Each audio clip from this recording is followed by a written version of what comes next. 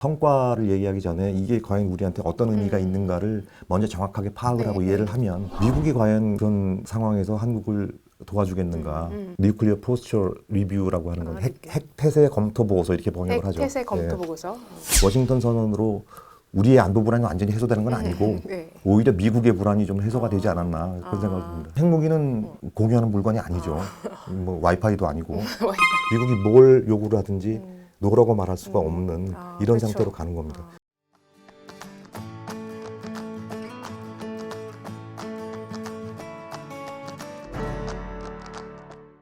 와인처럼 잘 익은 뉴스, 딱 맞게 골라드리는 경향시소, 시사소믈리에 임지선입니다. 윤석열 대통령이 5박 7일간의 방미 일정을 마치고 돌아왔습니다. 아메리칸 파이를 열창하고 영어로 미국 의회에서 연설을 해서 박수도 받았는데요. 정작 중요한 것은 우리가 무엇을 얻었고 무엇을 잃었는지 그에 대한 내용이겠죠. 오늘은 경향신문 외교 전문 기자와 함께 이 이야기 나눠보겠습니다. 안녕하세요. 네, 안녕하세요. 경향신문 정치부에서 외교안보를 담당하고 있는 유신모입니다. 한미 정상회담 이제 마치고 윤석열 대통령이 돌아왔는데 어떻게 보셨는지 총평 좀 부탁드릴게요. 우리한테 굉장히 중요한 그런 네. 외교 이벤트였고 다른 정상회담에 비해서 이번에 굉장히 화려했다라고 하는 건 일단 눈에 띄는 국빈 방문이니까 그렇죠. 또. 네, 사실 외교에서 바깥으로 이렇게 보여지는 그 옵틱이라고 하는 굉장히 중요한 요소이긴 한데 본질을 앞설 수는 없는 거지만 굉장히 화려한 정상회담이었다. 이번 정상회담에서 이제 가장 눈에 띄는 정부가 가장 큰 성과라고 설명을 하는 거는 워싱턴 선언, 미국의 확장 억제 강화 약속을 명문화한 문서를 만들고 미국의 핵 전력 운용에 대한 그런 협의를 하는 상설 협의체를 만들기로 했다라고 하는 이런 게 가장 눈에 띄는 성과라고 좀 설명을 하고 있고 미국 방문 내내 볼 수 있었던 기조는 미국이 굉장히 민감하게 생각하는 이슈, 중국, 러시아, 우크라이나 문제 이런 것에서 조금 더 미국 쪽으로 바짝 다가섰다라고 하는 게 아주 두드러지게 나타났고요. 경제 안보 관련된 그런 것도 처음에 관심을 되게 많이 모았는데 IRA 반도체 보안법 이런 것에서 우리가 뭔가 그 투자 리스크를 좀 줄일 수 있는 그런 조치가 나와야 되는 거 아니냐라고 했는데 정작 그렇게 뭐 구체적인 얘기는 없었던 것 같고 이 성과가 있었냐 없었냐를 가지고 뭐 정치적인 공방도 하고 하는데 성과를 얘기하기 전에 이게 과연 우리한테 어떤 의미가 있는가를 먼저 정확하게 파악을 하고 이해를 하면 이것이 성과인지 아닌지는 이제 판단할 수가 있게 되는 거죠. 그 워싱턴 선언이라는 결과물이 되게 눈에 띄어요. 네네. 핵 확장 억제를 강화, 핵 및 전략 회의를 토의한다. 이게 다 좋은 얘기 같긴 한데 좀 말이 어려워요. 그래서 어떤 의미가 있는지 좀 설명 좀 해주시겠어요? 확장 억제를 제공한다는 이야기는 동맹국이 그 적국으로부터 핵으로 공격을 당했을 때 핵으로 반격을 한다는 소위 말하는 이제 해구산이라고 하는 개념인데 지금 우리가 이런 걸 논의하는 단계까지 왔다는 이야기는 이제 그런 위협이 구체적으로 현실화됐다. 그러니까 뭔가 행동으로 실행하는 단계까지 갔다. 이제 굉장히 위험한 수위까지 왔다는 거죠. 우리 국민들이 느끼는 거는 미국이 과연 그런 상황에서 한국을 도와주겠는가. 미국이 공격을 당할 수도 있는. 그래서 이제 우리도 자체 핵무장을 해야 된다는 주장도 나오고. 그렇죠. 보수 그런 쪽에서 거죠. 그런 일각의 얘기도 있으니까요. 워싱턴 선언 내용 이렇게 쭉 읽어보면 가장 큰 의미는 그런 것 같아요. 그러니까 한국 정부가 북한의 핵 위협에 대응하는 그 기본 기조를 핵무장, 뭐 전술핵 재배치 이런 쪽으로 가지 않고 국제 비확산 체제를 준수하고 NPT 체제에 그대로 남아서 미국의 확장 억제를 강화하는 것으로 대응을 하는 이런 쪽으로 방향을 잡았다. 약속을 했다. 약속을 했다. 그게 이제 가장 큰 의미가 있는 거겠죠. 그러면 미국도 어느 정도 좀 양보랄까 이런 게 한 게 있나요? 뭐 한국에 우리가 뭔가 좀 제공받은 게 우리가 좀 있는지. 양자적으로 이런 조치를 취했다는 것 자체가 파격인데 그런 면에서 보면 미국이 우리한테 뭔가를 얻어왔다고 얘기할 수도 있지만 이게 사실 미국의 핵 정책이 바뀐 건 아니에요. 워싱턴 선언에 나와 있는 내용들 이렇게 보면 미국의 그 NPR이란 모든 행정부가 발표하는 그 핵 정책 원칙, 뉴클리어 포스처 리뷰라고 하는 건 핵 태세 검토 보고서 이렇게 번역을 하죠. 핵 태세 검토 보고서. 작년 11월에 바이든 행정부가 발표를 했는데 거기 나와 있는 내용들하고 거의 표현이 유사합니다. 그러니까 정책이 바뀐 건 아니고 조금 더 구체적인 언어로 한국한테 약속을 했다.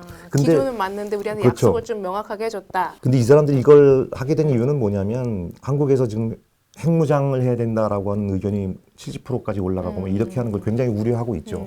그런 우려를 좀 잠재우고 핵무장 쪽으로 가지 않겠다는 한국의 약속을 얻고 이렇게 본다면은 미국이 얻은 거죠. 그는 워싱턴 선언으로 우리의 안보 불안이 완전히 해소되는 건 아니고 네. 오히려 미국의 불안이 좀 해소가 되지 않았나 그런 생각을 듭니다. 그 워싱턴 선언하고 난 직후에 우리 정부의 입장과 그 미국 정부 입장이 약간 그 온도차가 있는 발언들이 나왔어요. 네네. 그 김태효 안보실 1차장이 그 사실상 핵 공유라는 표현을 네. 썼고 바로 다음 날 그 에드 케이건 선임국장이 미국 측에서 매우 직접적으로 말하겠다. 사실상의 핵 공유로 보지는 않는다라고 완전 네. 선을 그었어요. 이 논란은 좀 어떻게 설명이 될 수 있을지. 이게 사실 그 네. 핵 공유라는 표현을 쓰게 되면 네. 일단 핵 공유 자체라는 게 좀 뭔지 좀 궁금해요. 핵무기는 공유하는 물건이 아니죠.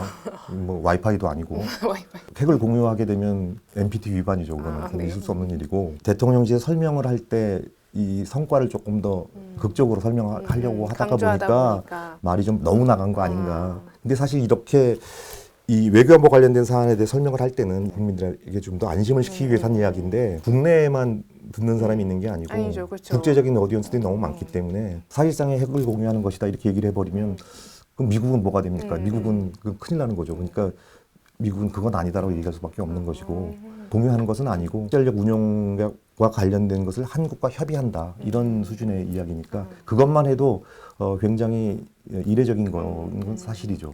북핵 위협이 커지고 있는 가운데 이런 확장 억제 강화 자체는 우리가 좀 환영할 만한 일인 건가요, 우리로서는요? 이게 사실은 이제 불가피한 네. 일인데 북한이 자꾸 핵을 그 이제 고도화하고 핵 능력이 커지고 있기 때문에 우리가 자체적으로 핵무장을 할 수는 없으니까 결국 이제 확장 억제를 강화하는 쪽으로 갈 수밖에 없는 길인데 이것이 뭐 바람직한 길도 아니고 불가피하게 좀 위험한 쪽으로 역주행을 하고 있는 게 아니냐 저는 그 생각을 하는데요. 우리가 가장 필요로 하는 환경은 이렇게 서로 긴장이 올라가고 군비 경쟁이 뭐 일어나고 하는 이런 게 아니라 전쟁 위험성을 줄이고 그래서 평화를 좀 더 정착시키고 하는 쪽으로 가는 게 맞는 방향인데 북한이 지금 저러고 있으니까 그쪽으로 갈 수 없고 어쩔 수 없이 이제 이쪽으로 가는 거죠. 궁극적으로 봤을 때 우리가 갈 길은 아니죠.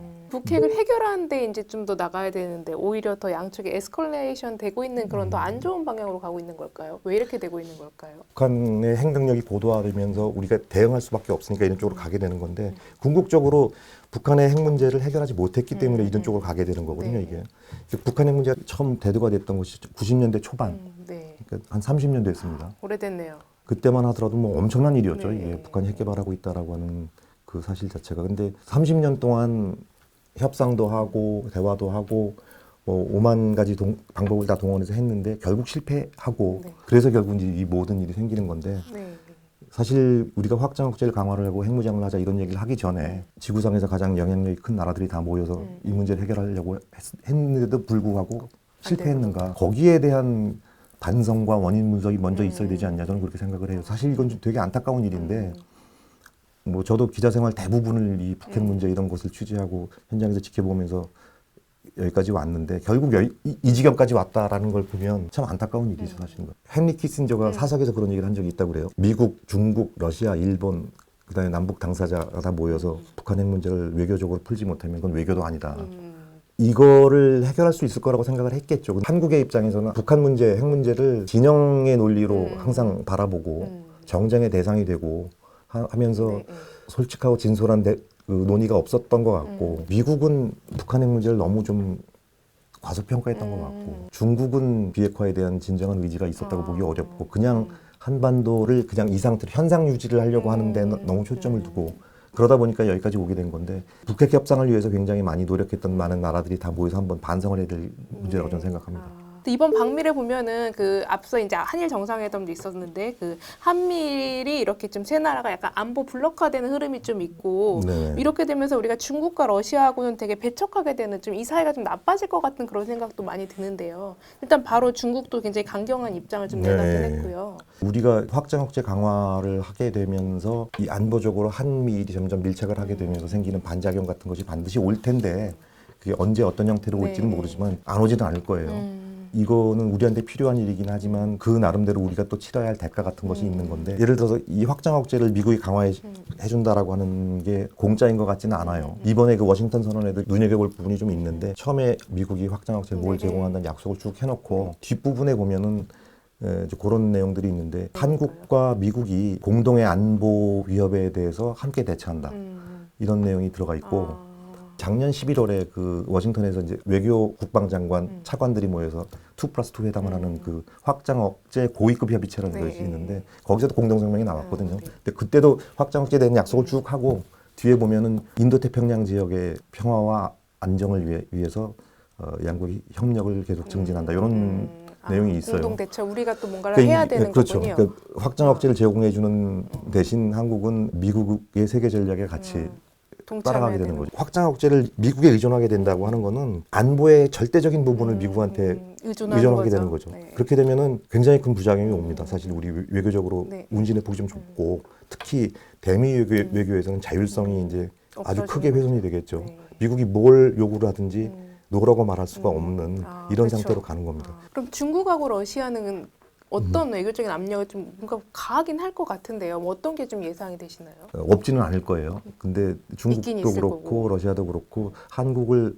완전히 적으로 돌린 것 같지는 않아요. 근데 그 사람들도 이 한국이 완전히 이제 그 미국 쪽으로. 미국하고 밀착하게 네. 하게 되면 굉장히 많은 그 손해가 또 있으니까 잘 달래려고 하는 마음도 있고 이걸 어떻게 해야 할 것인가 좀 고민하고 있는 단계가 아닌가 좀 그렇게 생각이 들어요. 윤 대통령 미국 방문 전후 워싱턴에서 보여준 그런 행동들, 언행들 네. 이런 것들이 이제 되게 많이 자극이 됐을 것이기 때문에 그러니까 예를 들어서 우크라이나에 무기 주는 문제에 대해서는 우리는 어떻게 보면 미국보다도 더 강경하게 그 얘기를 하거든요. 네. 무슨 자유민주주의 가치를 수호하기 위해서 모든 걸 다 하겠다 이렇게 얘기를 하는데 정작 우크라이나에 무기 주는 거는 또 안 준다고 하고 안 준다고 하면서도 또 약간 지원할 비공개적으로 것처럼 우회 얘기하잖아요. 지원도 하고 이게 되게 굉장히 스텝이 꼬이고 있는 상황이 되는 거죠 지금. 또 대만 문제도 사실 이번에 굉장히 크게 문제가 네. 됐었는데 대만 해협의 평화 안정이 중요하다라는 얘기를 또 했죠. 근데 이게 문재인 정부 때 처음 들어온 내용이에요. 네. 문재인 정부 마지막 한미 정상회담 네. 공동성명에 보면 이 대목이 들어와 있는데 대만에 대한 예. 그러니까 대만 해협의 평화 안정이 중요하다는 말이 뭔 의미냐. 이 문재인 정부 설명을 할 때 뭐라고 얘기했냐면 평화 안정은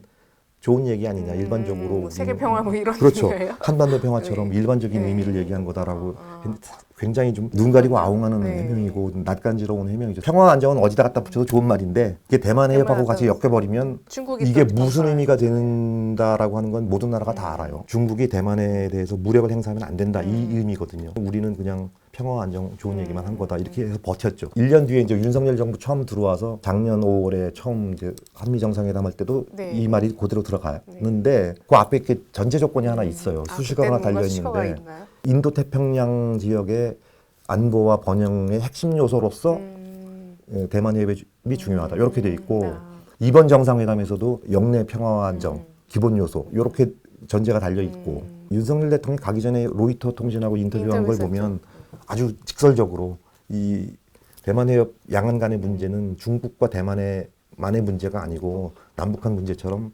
국제적인 이슈다 이렇게 네. 얘기를 했거든요. 근데 이것은 중국이 굉장히 강하게 중국이 이건 반발할 아마 이슈잖아요. 받아들이기 좀 어려울 거예요. 왜냐하면 이 사람들은 양안 관계가 왜 국제적인 문제냐? 이건 중국은 대만은 우리 중국의 우리 일부고 문제다. 이건 원 차이나 하나의 중국의 원칙에 관련된 문제인데 그걸 훼손하는 발언이다 이렇게 보는 거죠. 중국 외교부가 때 윤석열 대통령 인터뷰 나오고 난 직후에 한 반응을 보면 한중 관계의 기본이 하나의 중국 원칙을 지킨다는 걸 전제로 한 거다 이런 얘기를 하죠. 그 사람들이 우리가 실제로 한중 수교를 할 때 대만과 단교하고 중국하고 수교했고 네. 근데 그걸 또 대통령은 남북한 문제하고 이렇게 같이 엮어서 얘기를 했으니까 북한은 우리 헌법상으로 보면 같은 나라 한 나라라고 돼 있지만 국제적으로는 이미 다른 그렇죠. 나라로 다 인식이 예. 되고 우리도 그걸 받아들이고 있는 거죠. 남북한이 유엔에 동시 가입을 했을 때 이건 개별 국가다라고 하는 걸 우리도 인정을 하고 있는 겁니다. 그러니까 물론 지금 우리가 남북이 서로 만나서 회담을 하거나 할 때 서로 국기 갖다 놓고 하지는 않아요. 무슨 나라를- 별개의 나라라고 이렇게 하지 않기 때문에 근데 국제 무대에 가서 다자회의를 한다거나 예를 들어 육자회담 같은 걸 해도 육각 테이블에 다 각자 국기 갖다 놓고 하는 거죠. 그때는 개별적인 나라가 되는 건데 국제적으로 그렇게 인식이 돼 있는데도 불구하고 중국과 대만은 항상 이제 처음부터 이건 한 나라라고 하는 대만은 중국의 일부다라고 하는 걸 받아들이는 걸 전제로 중국과의 이제 외교 관계가 다 성립이 된 겁니다. 우리나라뿐만이 아니고 모든 나라가 다 그렇게 돼 있죠. 근데 그거를 깨는 발언이다 이렇게 인식을 한 거죠 중국이. 그 외교는 모두를 다 친구로 만들 수는 없지만 그렇다고 모두를 적으로 만들면 안 되는 거잖아요. 그렇죠. 예. 근데 약간의 지금의 스탠스는 한 명하고만 친하고 다른 사람하고는 좀 적을 만드는 그런 상황이 아닌가 싶기도 한데요. 그래서 너무 분명하게 얘기를 하면 외교에서는 조금 그 회색지대로 남겨두는 부분이 좀 있어야 하는데 서로 해석을 조금 편하게 할 수 있는 부분을 남겨놔야 하는 건데 이 윤석열 정부의 외교적인 언어는 너무 명료하지 않은가 그런 생각이 좀 거칠게 합니다. 막 슉 나가게. 거칠기도 하거니와 네. 너무 분명하게 얘기를 하니까 나중에 이렇게 빠져나갈 구멍이 별로 아, 없어요. 여지를 좀 둬야 예. 되는데.